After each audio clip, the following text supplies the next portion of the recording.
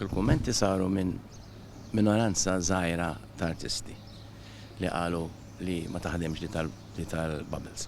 Ovvjament, ma taħdemx mod faċli. Hekk sostna l-Ministru għall-Arti u l-Kultura José Herrera wara li l-artisti fit-tmiem il-ġimgħa nġabru quddiem il-Parlament Malti sabiex isemmaw leħinhom għax itħossuhom iddiskriminati mill-Gvern ta' Roberta Bela, filwaqt illi insistew illi il-proposti bħal bubbles sa massimu ta' 100 persuna bil-premessa ta' persuna kull 4 metri kwadri hija insult għall-intelligenza tagħhom. Iżda, it-tnejn filgħodu, Ministru Herrera kompla qal illi hu qed jistenna li l-artisti jkunu pożittivi. Jien ma nistax nifhem għax qed jgħidu li d-sistema ma taħdimx, mhix l-iktar sistema pjaċevoli forsi għalihom, però li tikkritika biss mingħajr ma tajt l-aspett pożittiv ukoll naħseb li ma tkunx kritika f'waqta. U minkejja dan il-ħafna kliem sabiħ il-Gvern xorta għadu ma ppreżenta ebda timeline jew dati dwar meta se jiftaħ mill-ġdid is-settur tal-arti u d-divertiment. F'konferenza tal-aħbarijiet, José Herrera flimkien mal-Ministru Clayton Bartolo ħabbar li ċertu avvenimenti se jkunu qed jiftħu fuq bażi ta' dawn il-bubbles bitħul għalihom se jkun esklusiv għal persuni illi jippreżentaw iċ-ċertifikat tal-vaċċin.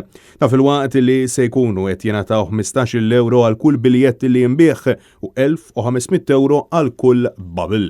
Madankollu José Herrera għad m'għandux idea min se jkun qed jibbenefika minn dan il-fond ta' 2 miljun euro jew liema postijiet se jkunu attrezzati biex jospitaw dawn l-imsemmija bubbles għaliex qatt iridu jiġu stabbiliti.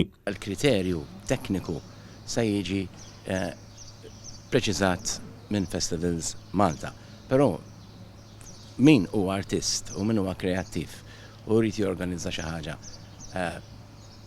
kulturali, suppost ikun jista' jibbenefika minn skema. Hemm venues fejn tista' tinħadem.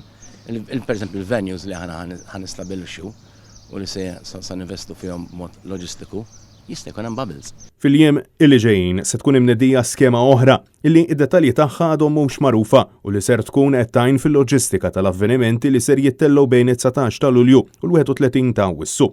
Iżda n-nies fl-industrija għadhom ma jistgħux jifhmu għaliex qed jitpoġġa l-obbligu fuq l-udjenzi għal negative testing meta ħafna persuni diġà għandhom iċ-ċertifikat tal-vaċċin.